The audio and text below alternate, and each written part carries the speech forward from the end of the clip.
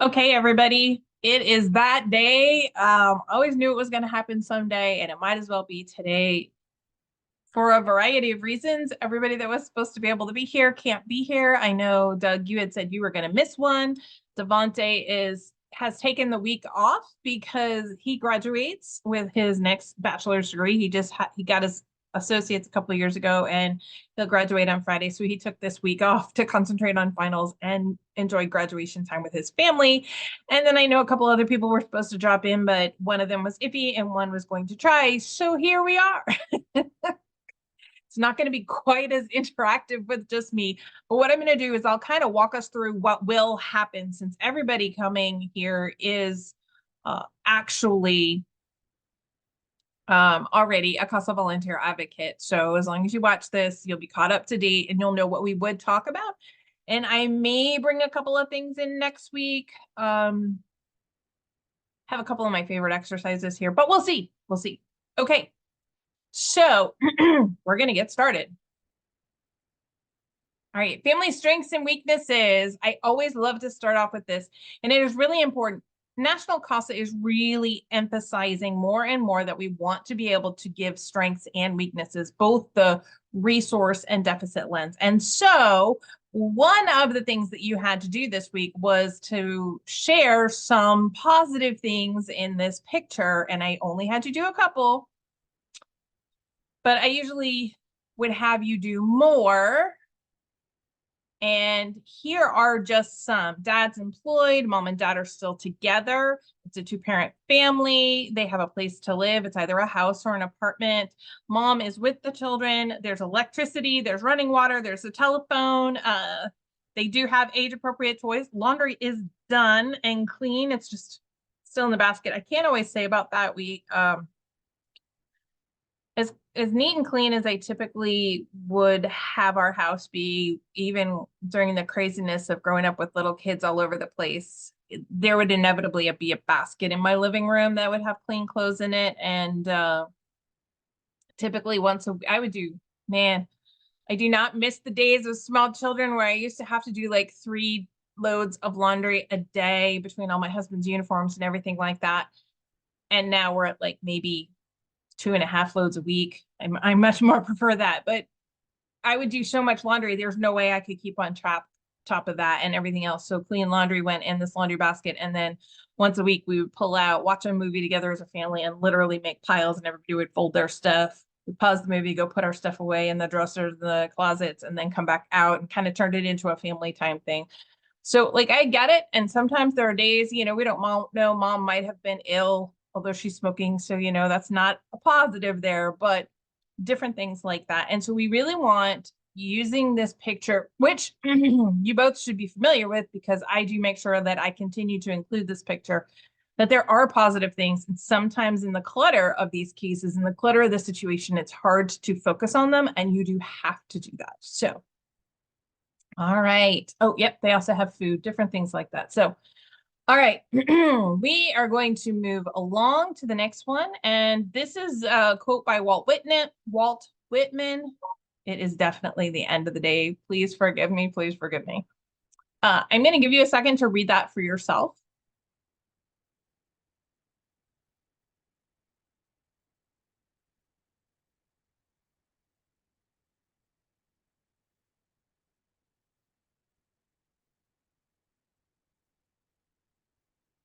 Now, it's been a really long time since I read Walt Whitman in school.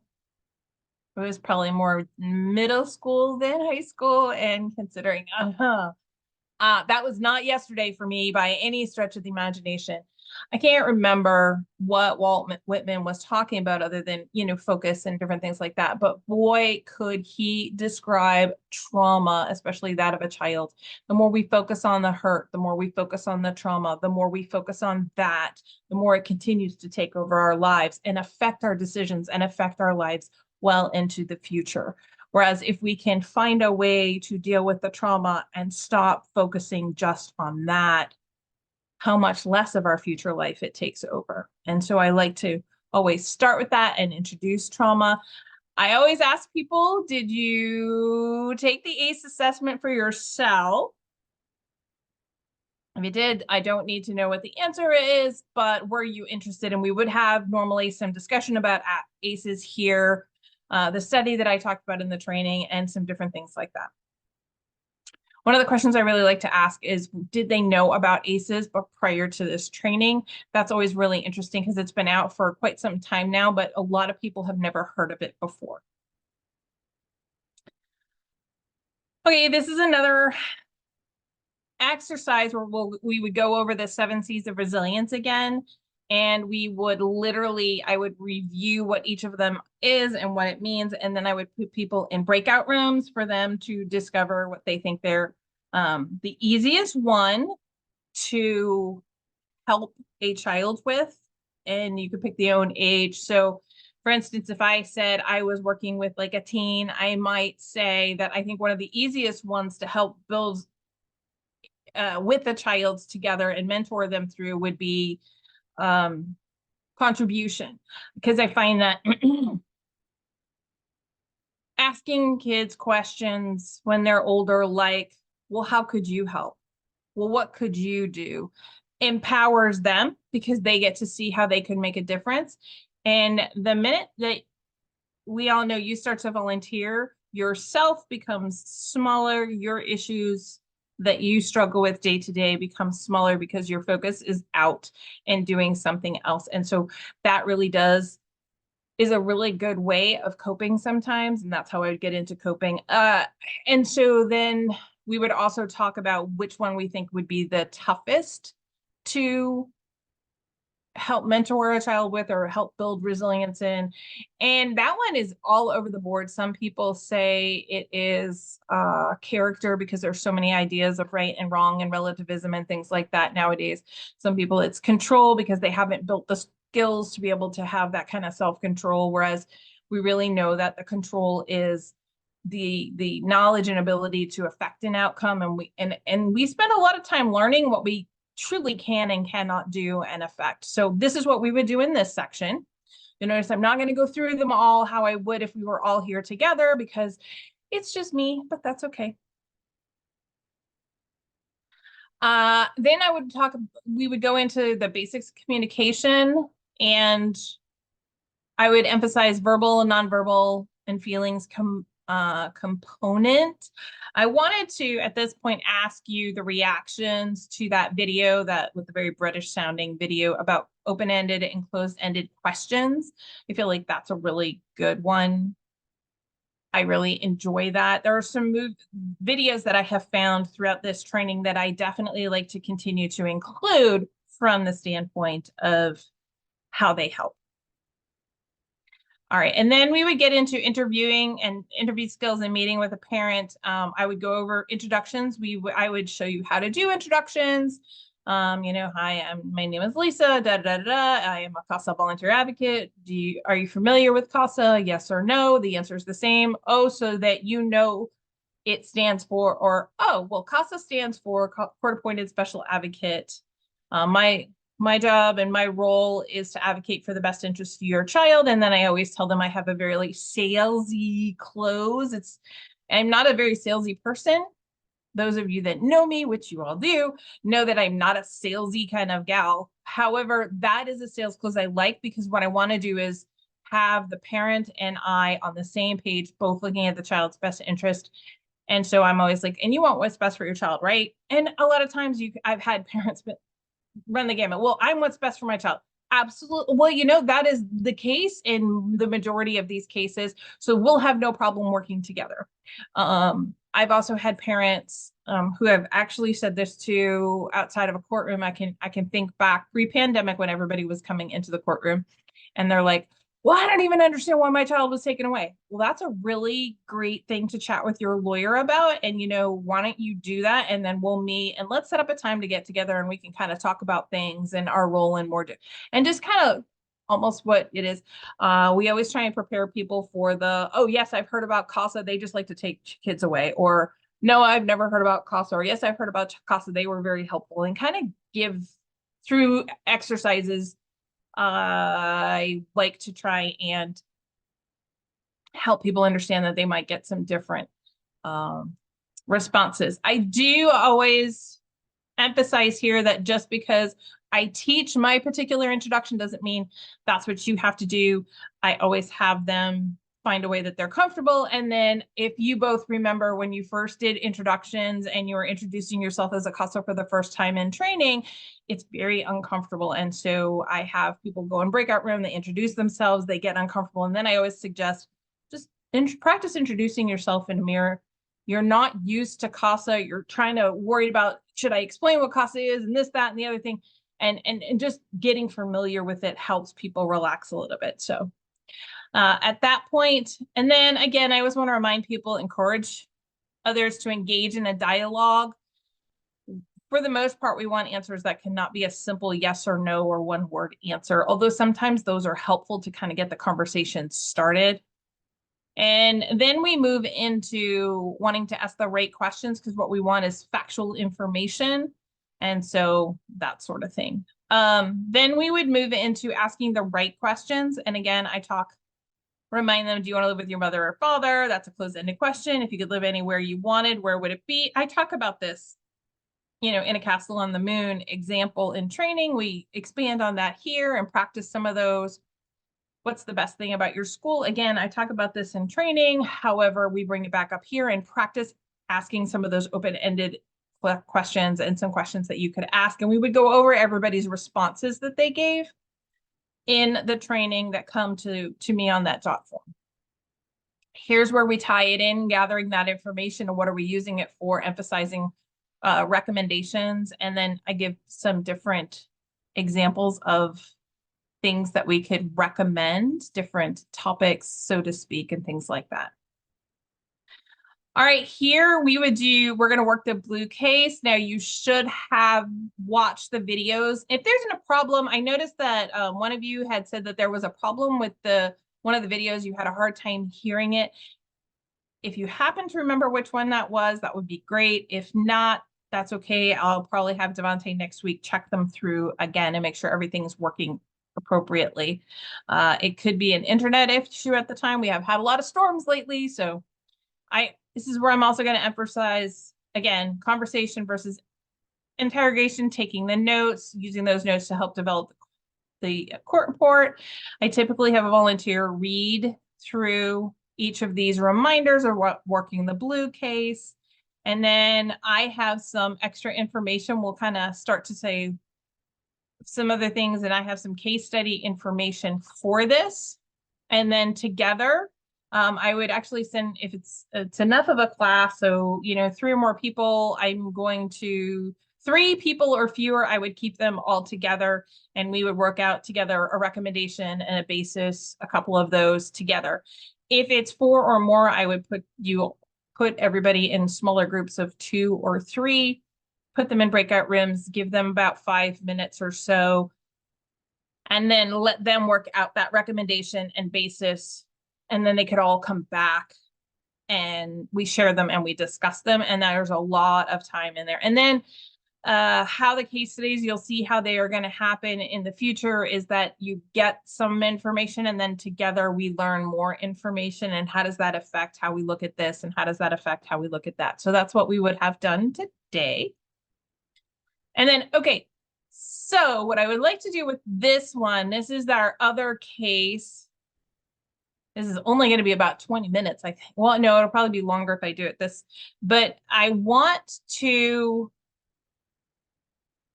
introduce this case again, which is the Harris Price case. And I am going to go through this today because first of all, we're going to be building on this case. And second of all, I want you to see, I'm going to act like you guys are right there and where we would stop and have questions and kind of conversations and things like that. So I am probably still going to do that. So this will take a little bit longer.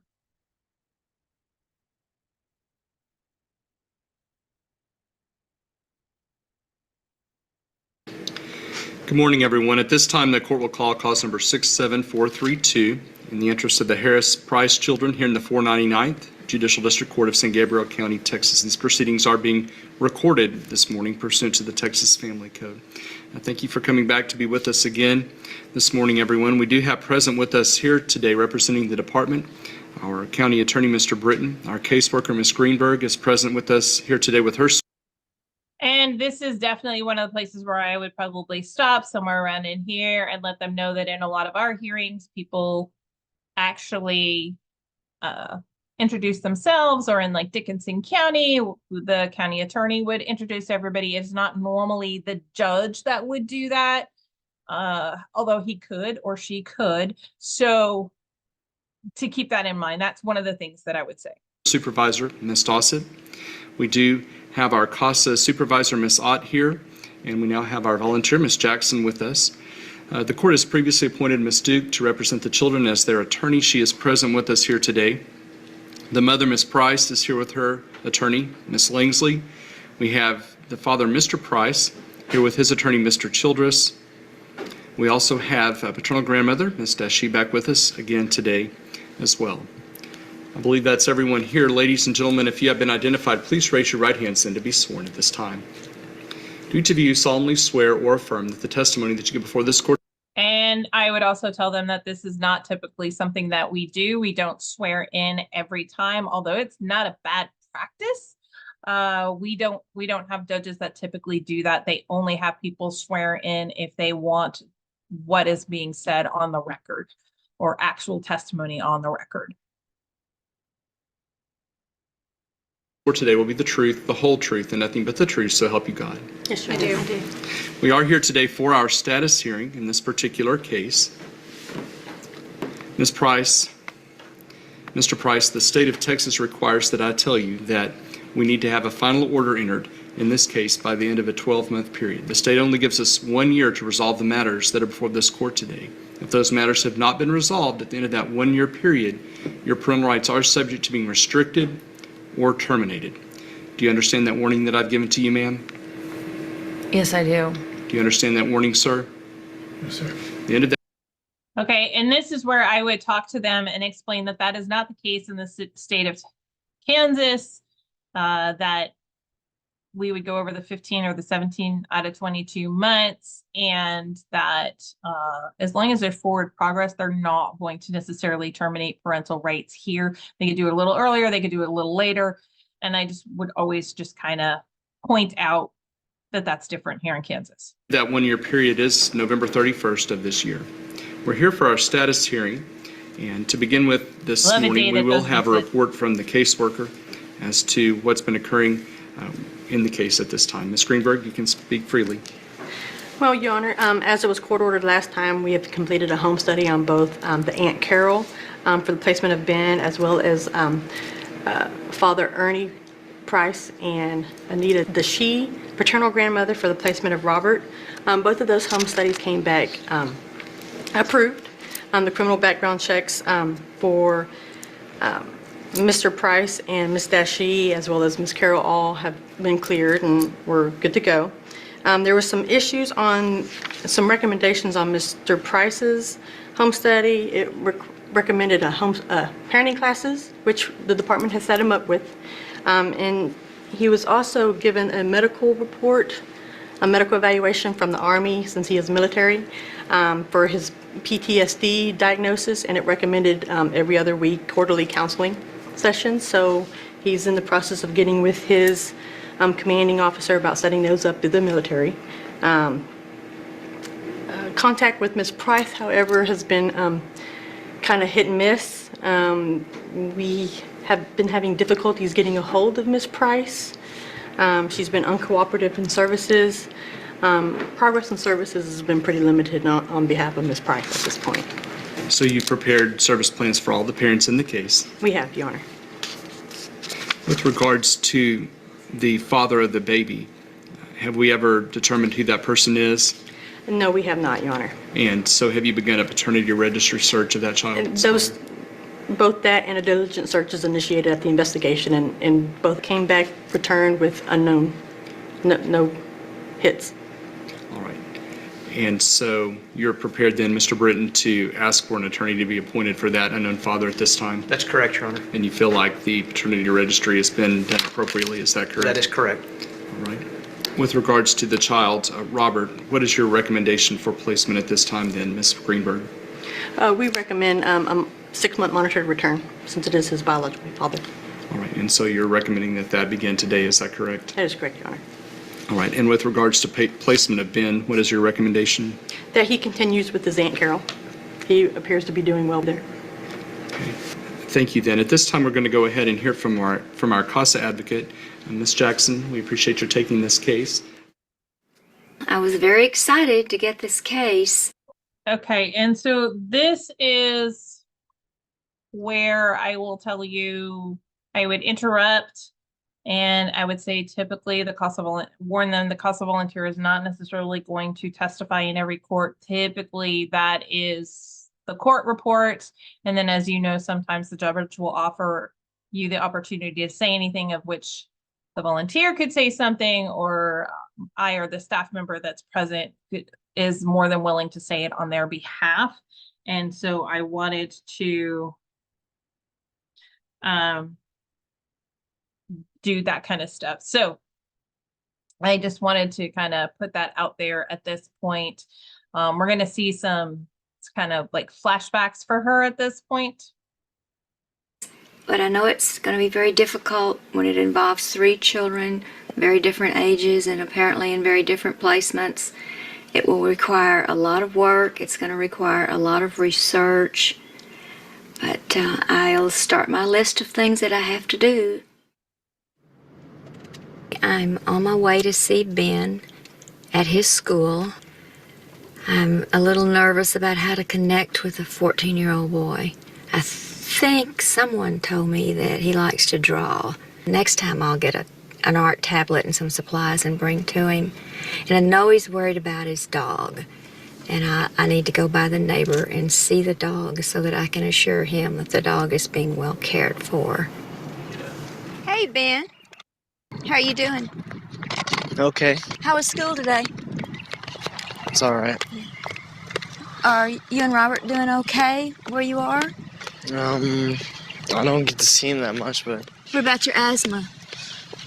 having a bit of trouble breathing, but Have you gotten any medication? not that much. No. Oh, I'm a volunteer. I'm called CASA, and that stands for Court Appointed Special Advocate. And the judges ask us to, you're my only child, you and your brother and your sister, and they ask us to keep a watch on you and make sure that the home you're in is safe and that your medicine's up to date, and you can tell me anything you want me to convey to the judge. I'll be there for you all the time. Does that sound good? Yes. Okay, great.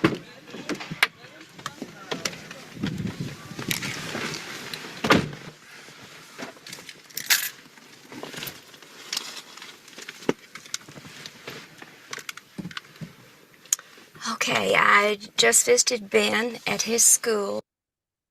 And here's where I would say normally we would have the notes, but having a voice recorder like this is completely fine, although most phones can do it now. Remember, this was done a while ago before everybody had smartphones that would have all these functions on them. But just to kind of point out that this would be a possibility as well. And we spoke about his asthma problems. He was wheezing a little bit. Your Honor, I have visited the children when Robert and Ben were in the shelter, and I've also visited with them with Ben in Aunt Carol's house, and with Robert in his father's house and his grandmother's house. I have been to the foster home where Rose resides, and I've been to the school where both of the boys go. Because Aunt Carol lives in a different town, Ben had to change schools, and I visited with his teacher. He's adjusting. They are recommending some after-school tutoring for him. They think he's really just behind because of the inconsistent attendance that he had when he lived at home. But the baby has been examined by ECI, and they've recommended some occupational therapy, which I would agree with. All right. Do you have anything else to report as far as what you've done? In a moment, we'll hear about what your recommendations are. Well, I have spoken with Mom once, but as Teresa said, she's been very hard to reach.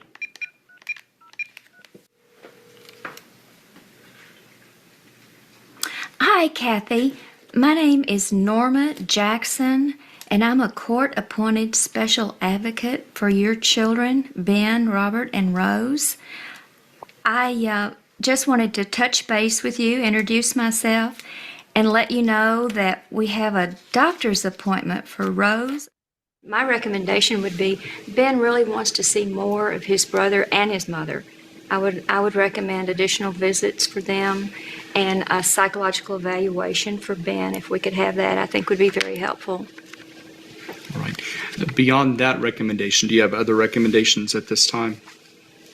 I would really like for the court to ask his mom to complete her services.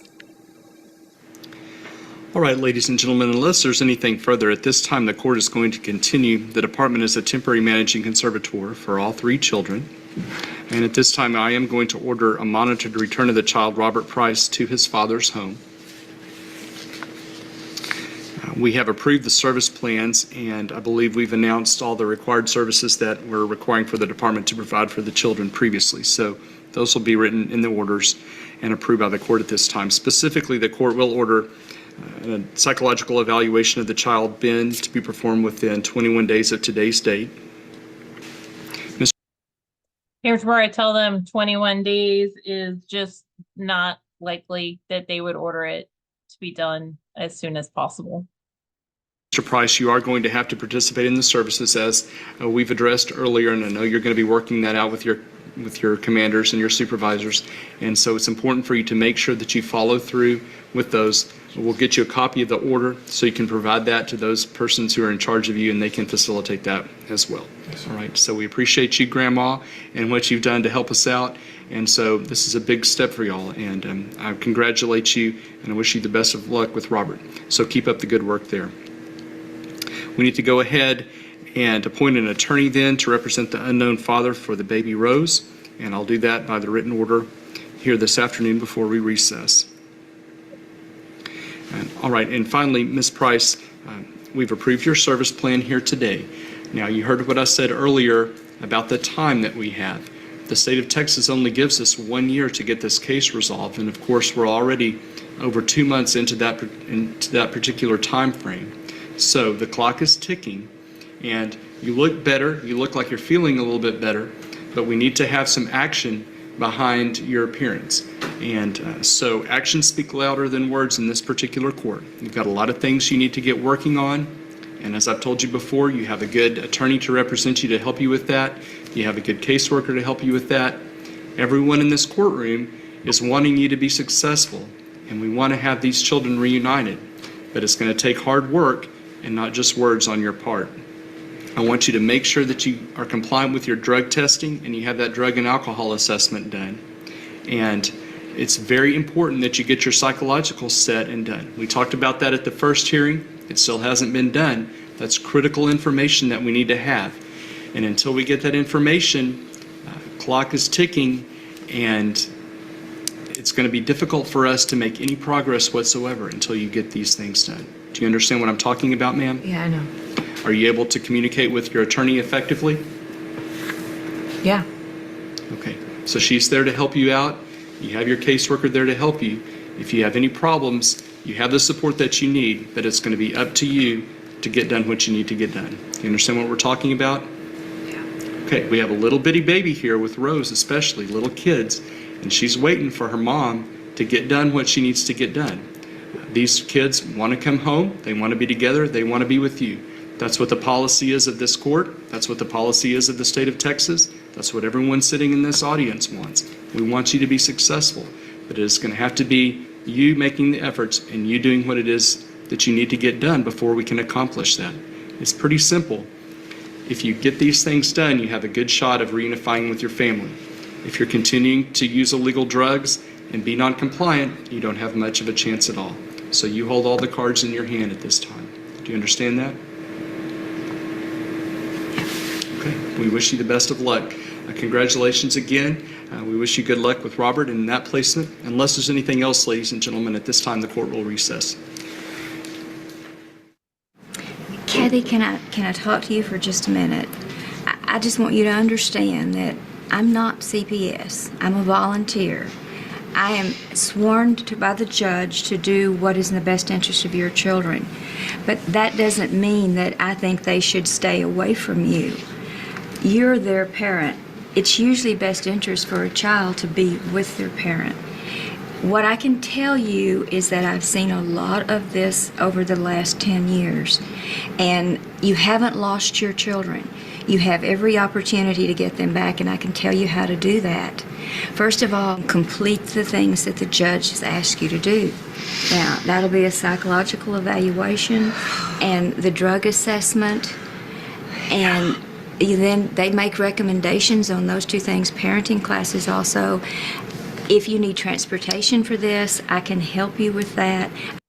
And here's where I will explain that we don't transport parents or children, just to kind of put that out there. I will be seeing your children regularly. Several times a week, I will see all of your. And again, we don't visit the children several times a week.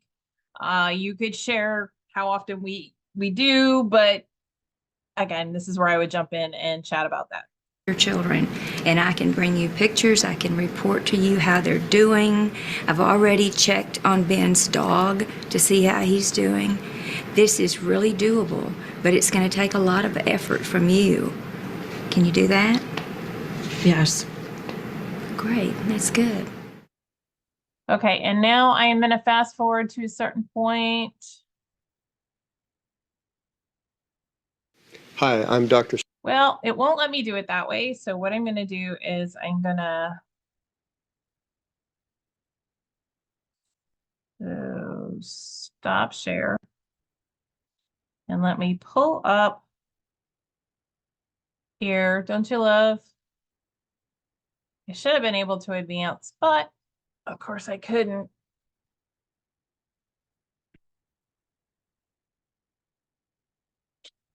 And so we're going for the status hearing. You may hear it, don't panic. As we wait for the ad, because I don't pay for YouTube to not have ads. Sorry, everybody.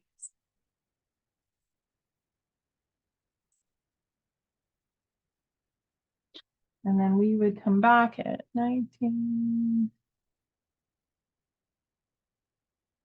Oh,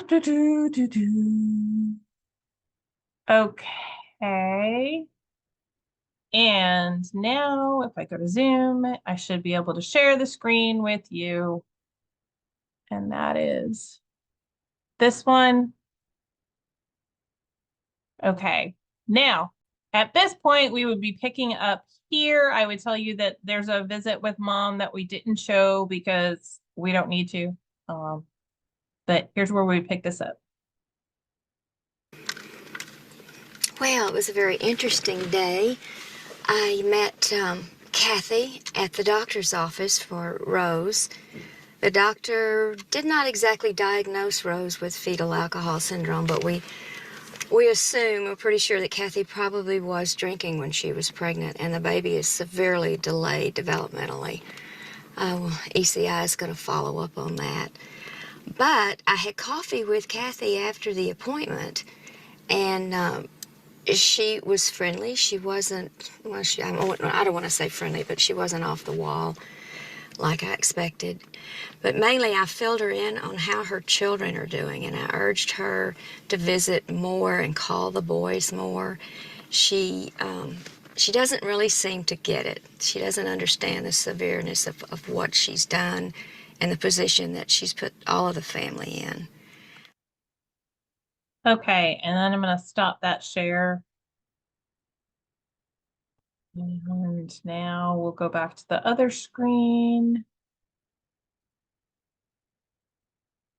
And Stewart. okay. And normally there would be another slide in there where we would have let that stop, and then we would have talked about a couple of the other differences. This gives you an example of what the visits look like and how a volunteer could potentially interact with parents and how they're gathering that information, and then tie it all back into recommendations and different things like that. There'll be a lot more interactive discussion. I wanted to be able to ask questions of different things about the video and different things like that about this case so far. But I will wait till next week when I can hopefully get everybody here at the same time. Now, in the meantime, if you have any questions, please reach out to me. And what I will tell you is I did videos for next week's pre-work today before I went to court in Dickinson. And then I was in court in Dickinson in the afternoon. I had another meeting and then I was here. And so I never finished putting it together. So tomorrow morning I have court in Geary County. As soon as I get out of court in Geary County, I will finish the last touches on that next pre-work for next week, and I will have it out to you at some point tomorrow. So that will be ready for you to do prior to next week's session. All right, as always, I appreciate you all so much and helping us go through this. You kind of get an idea of what this would be like. Most of these sessions, although we always ask people to block off that kind of like 2.5 hour time frame, we're thinking they'll be about an hour to an hour and a half-ish, depending on things. They might go to 2 hours. The idea is we never really want to go beyond the 2 hours because that's a really long day for everybody. So that being said, I will stop this video for now and I will get this emailed out to you. It has to process. And so it'll either be later tonight, which is Tuesday night, of course, or it'll be first thing tomorrow morning before I go into court. And then at some point tomorrow afternoon, you will get an email from me with the next week's pre-work. All right, with that, all that done, I hope you all have a great evening and a wonderful week, and I will see you next Tuesday, if not sooner.